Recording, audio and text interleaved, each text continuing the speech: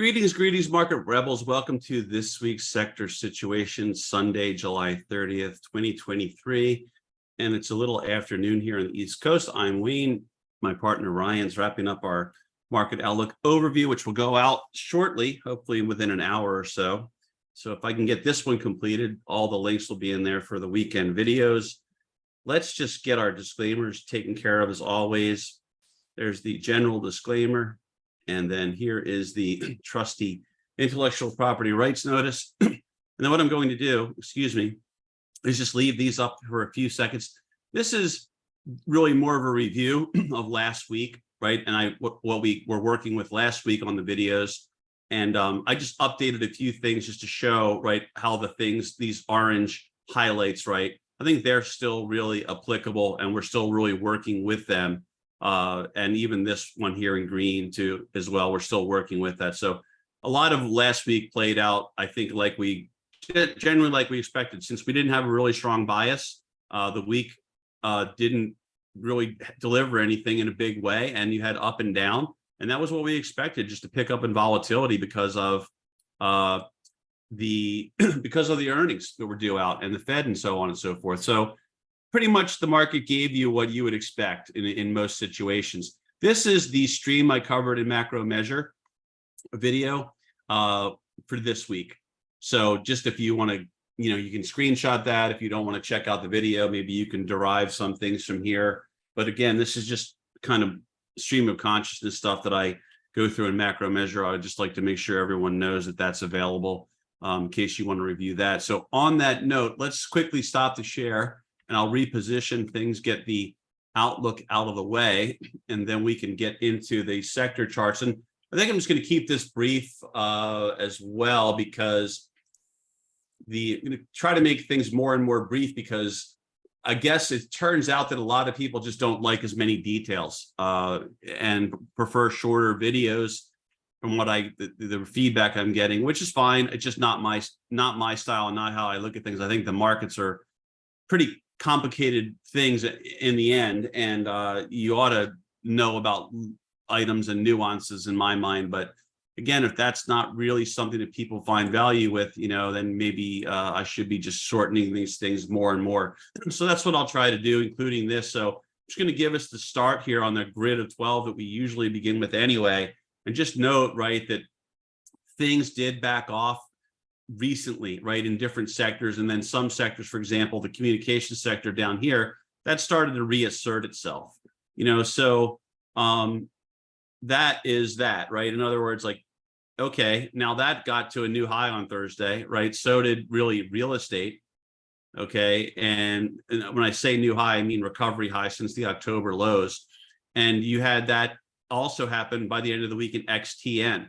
And some of these have RSI readings that are consistent with, right, having backed off a little bit or paused somewhat, but then still having been in an uptrend and holding it, they're still working their way back into or towards overbought territory. And of course, that doesn't mean they become an instant sale. It just means, right, that we are trying to gauge where things are, if we're late to the party, or if we are, still early enough that we can reasonably expect to, in most situations, right, most scenarios, still gain a lot more from playing that trend on the long side.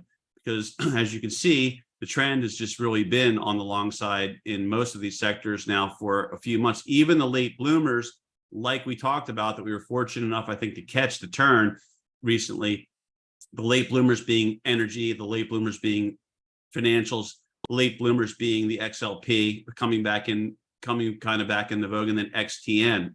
So those were a few of the late bloomers that I think were mired in corrective consolidations for a while, relative to some of the leaders that just powerhoused, right? You can see communications, this tech, just powerhousing since May. But these took a while to finally catch on. But this is why we stopped leveling charges of there's a real strong lack of breadth, right? When all these things finally kicked in, in my mind, three really important sectors: financials, energy, and transports. They are important in my mind, at least, to represent that the fact that the economy is maybe perking up, or at least relatively healthy. For a while there, it didn't look very good.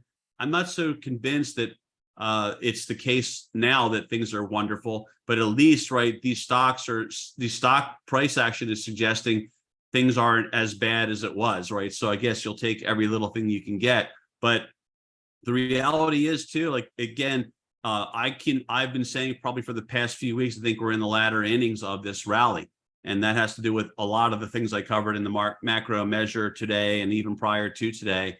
But part of that, of course, is that your RSI readings are also getting up there in sectors and some stocks. Big picture readings, things that are just on the bigger picture charts that are longer term oriented, they to me are there. Like, for example, like a weekly chart. There's a lot of weekly charts saying that you're already overbought on a lot of things. But again, right, it doesn't mean we start instantly selling. I do think I'm at DEFCON 2.5, which is a cheat code. Really, you're not supposed to do that, but I'm just a little bit more defensive because time has wore on since we went to DEFCON 3 last week.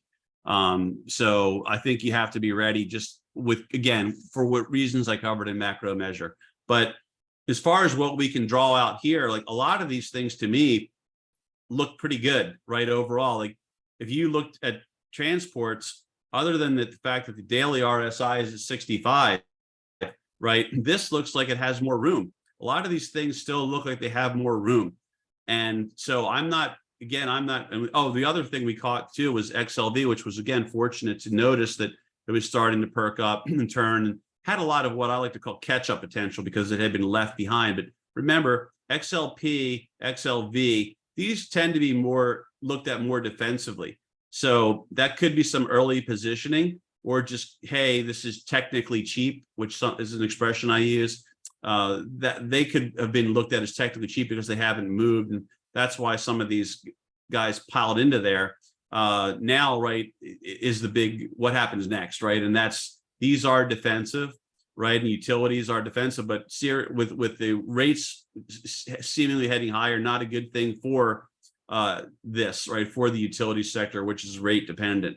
So some of the other leaders that we had, along with XLC and XLK, were mainly XLI. That was certainly one. And then XLB joined the party a little bit after XLI, the basic materials, and that's also looking better, right? So a lot of things are looking better, but I do still think it's a tough juncture because a lot of these things have made their moves, and you would really be looking at, probably the best looking things right now are possible trend resumption candidates of things that are closer to overbought, which would be, I think, your transports in terms of how that little chart looks there. And certainly XLC not backing off, and XLI is also right off the highs, right? So it's not giving up too much yet. So things that are either close to the highs or holding near them, or even at highs, it's hard to really pick a fight with them until we see some signs of, hey, this is starting to peter out, right? Now, that can come in one fell swoop where you get an instant swoon on news.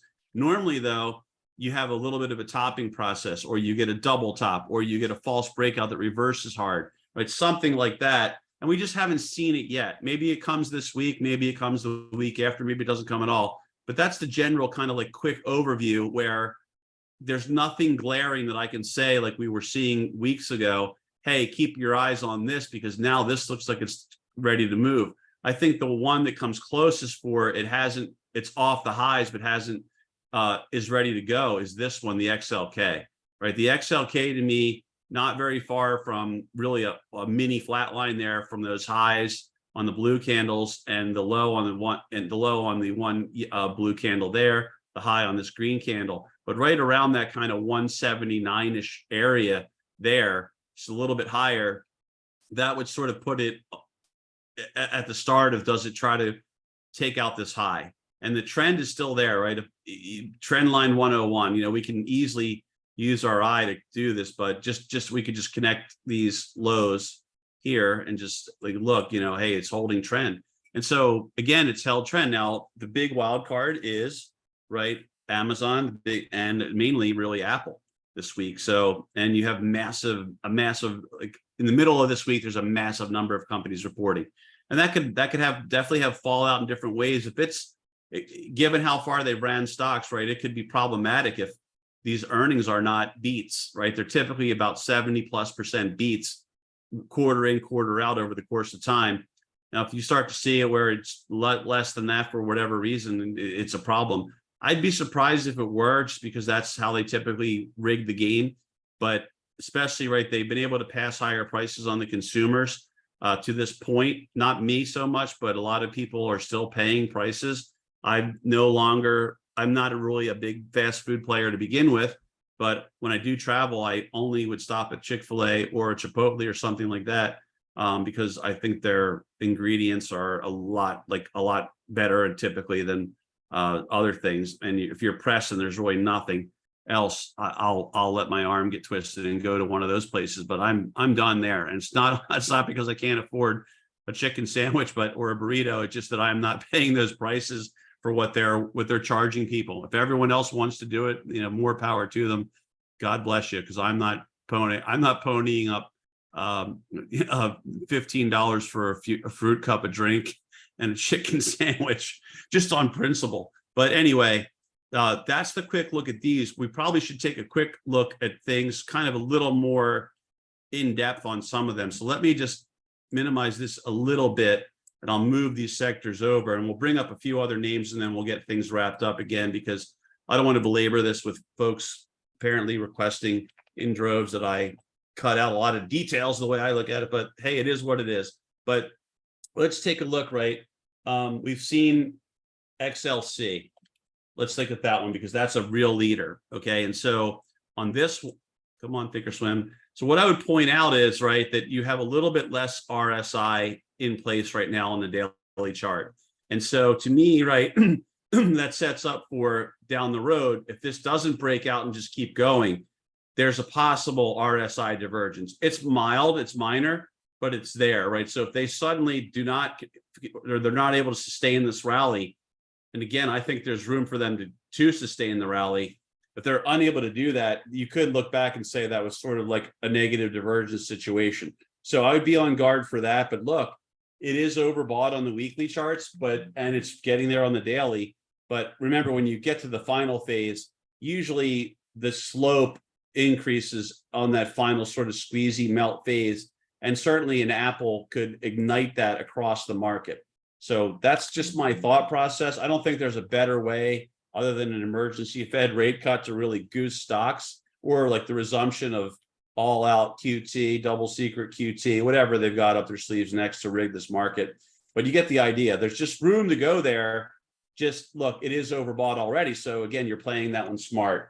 Another one, of course, would be XLK that we should look at a little bit more up close rather than just on the grid of 12. And this one, to me, again, this is the one that I think is sneaky good, in the sense that it's kind of buried in these SMAs. It's been doing nothing. That's correcting right on the push that we had prior to that. But look, they've managed to hold on to the gains. Like they backed this thing off for the better part of like a week and a half in terms of the number of trading sessions. They've held the 20. So, and it's really close to, again, that 179 breaks it out towards the high. And then if you look back, this has really been, because this was the leader, when everything else sort of perked up, this sort of slowed down in terms of its ascent. So if you start connecting the dots, literally connecting just above some dots here, but if you start looking at the trend, if it lets me, for some reason, I think I have a conflict. I wish I knew what to do about it. I think there's a conflict between my RAM and my motherboard that's cropped up. But I think that's probably a line that, like, that is a minimum line that I would say we could leave there, right? Like, let's just leave that line there. And if you wanted to take a more aggressive line, we could. I don't want to get into all the permutations of how you can draw lines, but some people, would be willing to take a line, and they'd be willing to take, well, this even more aggressive line, you could even have more upside.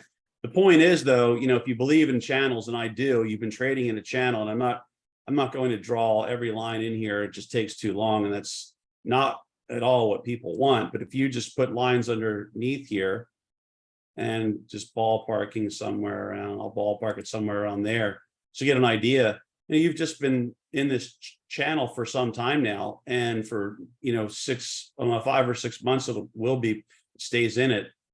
You've got that upside possibility now that you've come down towards the lower end of the channel. So it is what it is. I could improve that drawing a little bit, but you get the idea. And so again, if they start to break it out, there's room. That's just the way that I look at it. There's a lot of other things I do as well, but I think there's room on those other alternative techniques are telling me there's room as well. I think that it's hard to argue with this XTN, right? Like in the face of the rising dollar, rising rates that I covered, this thing put in a new recovery high from the October lows. So, what are we going to say about that? False breakout, maybe it could be, but is there negative divergence cropping up on the RSI? Yes, there is, but they did come in for it, pretty aggressively. And I'm going to say at this point in time, there's a possibility that they use this week's news to justify one final scamper. And I'm not saying that like 100% certainty that it's the final one. I'm kind of looking at it as the final phase of this massive rally that we've seen since the October lows in the market, not this sector, but in the market. But there's room there. You've got widened Bollinger Bands in red and green. And for me, when you get outside or near a band that's this wide relative to where the bands have been, that to me is meaningful, right? But that means you're really stretched in a time where, overall the bands are stretched themselves. So just keep that in mind if we do get this final push higher. And if we don't, it would be a false breakout here, right? Because you made a new high.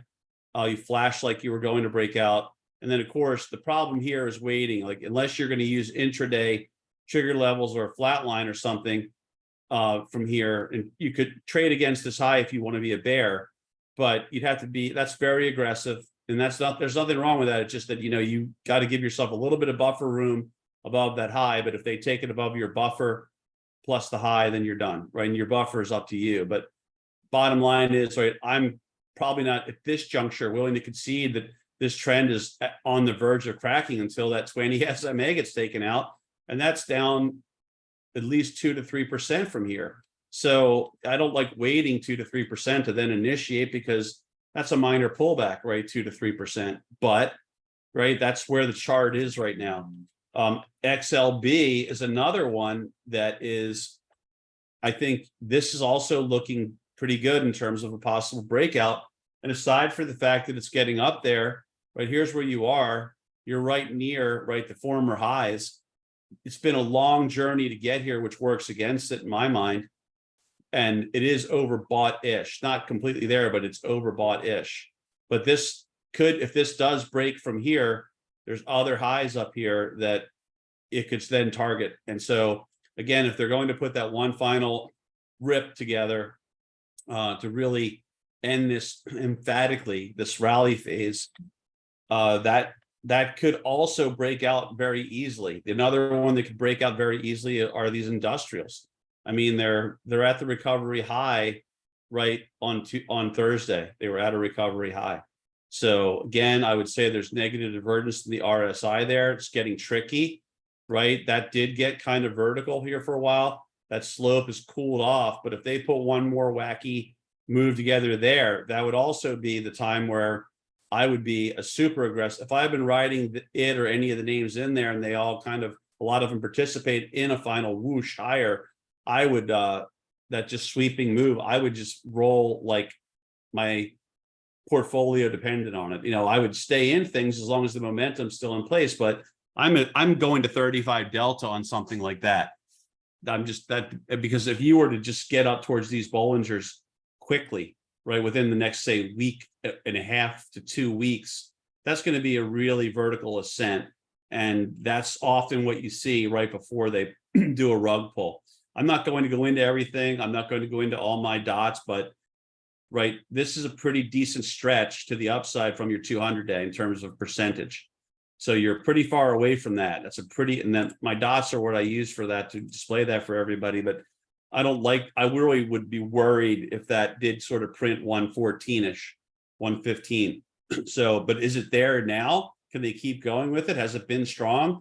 Have the buyers that come in every time it dips and then re-energizes been rewarded? Yes, they have. So I think that's a highlight sector. Let's look at XHB, right? This is a really big deal. So let's look at that. We'll look at some of the other commodity related things. And the XHB is hanging in there. I know it's tough to see the actual candles here, but I'm really more about right now. Boy, it's giving me a hard time. Thinkorswim's giving me a hard time here for some reason, but I'm really more about, and it just overdid it on me. Come on, guys, help me out a little bit.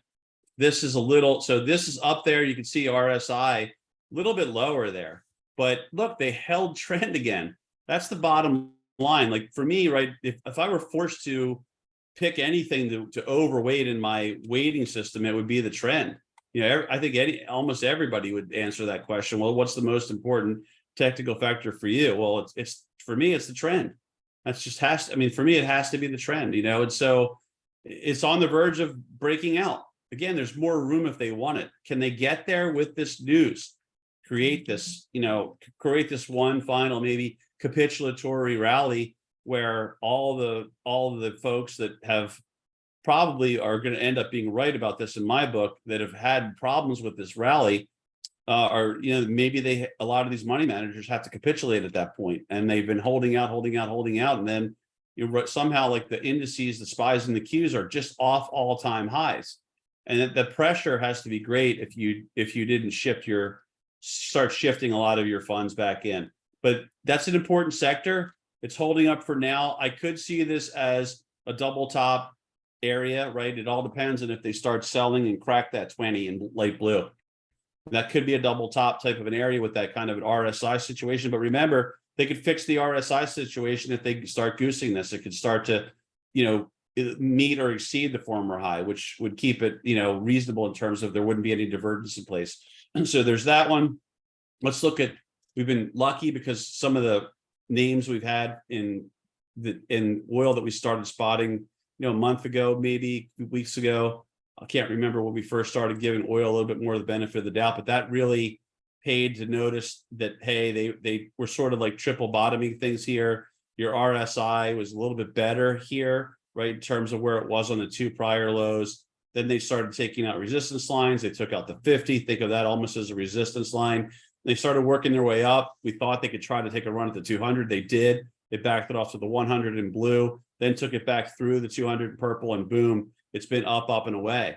And so I would love for that to continue in terms of what that could mean for people in terms of, hey, there's good demand for energy, good demand for transportation, demand for basic materials is picking up.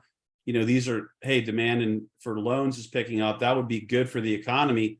But I hate the idea that gas gets more expensive for consumers, but, you know, it is what it is. But look, at least that RSI is making a higher high and there's no negative divergence here. So with that being the case, you know, looking at XLE, I do think that the crude is overbought right now.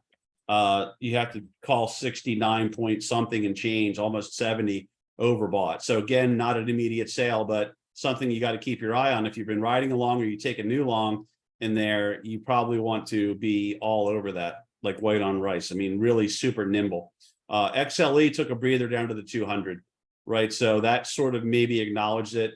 You have a little bit of a divergence between what's happening in the RSI in the oil sector relative to what's happening in the future. So again, this is a nice sweeping pattern. If it doesn't hold the 200, right, it would be another false breakout, and then maybe it comes back even further.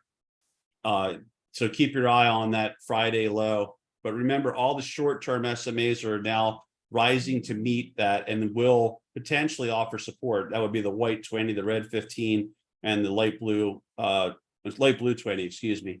So there's that. And then let's take a look at wood. I should have done this already. We had to get away from our lumber lumber future. We weren't getting good data there, so we're using these ETFs. But look, this thing perked, right? It's sort of right in line with the XHB. I should have gone to it right after XHB. My apologies, but I'm going to get this wrapped up because I know people don't like all these extra details. But yeah, so you're outside here, a little bit ahead of itself, maybe. So probably an area, given the RSI readings, right? Probably an area. I still think there's more potential there. It probably would do a lot better for itself if it just spent a few days pulling back small and holding above the former high, converting this to support, right? Converting that high area to support, which is right in line with the 10 SMA in white. Pulls back small, holds there and goes. That's your classic, right, textbook way that a lot of people like to see price action start to change trend emphatically, right? And that's what, if you're a bull, of course, that's what you want. I guess the final thing is we could look at I guess copper. Let's say we've been looking at copper a lot this year, every week practically, see if it can shed some light on, are things getting better, because we haven't believed in the economy so much. And look, it's a little bit more, we have to say, right, it's a little more constructive here, right? Because you do have similar highs, but you have these higher lows being put in here, right? So this is more or less like the ascending triangle theory, even if it's not the most beautiful ascending triangle you've ever seen. It's kind of that way, right? Where the buyers are becoming more and more aggressive, and you're almost through all your SMAs, which may open at least some temporary relief for this thing to put a little bit more of a pop together. And again, you'd have to call that a pretty good sign.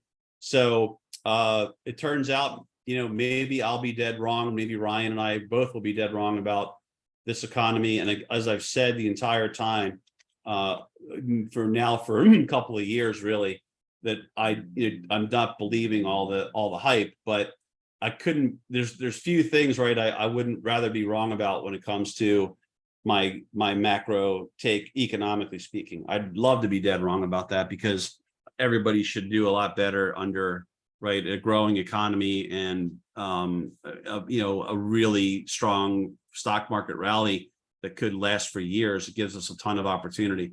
But I think on that note, just because in the interest of time, I don't want to belabor this, but there's a lot of other things I'd like to cover. We're just going to keep it here for now.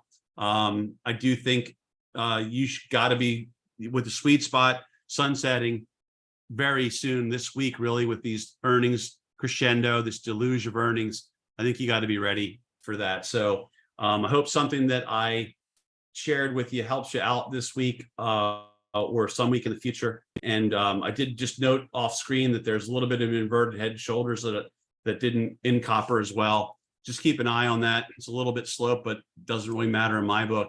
So that could forcefully move through, and that could portend good things for some of those base materials players. So just keep that in mind as well. But yeah, I hope something helps you out this week. I want to thank everyone for tuning in, and I want to wish everyone a great conclusion of their weekend and a very nimble trading week ahead. Thanks again.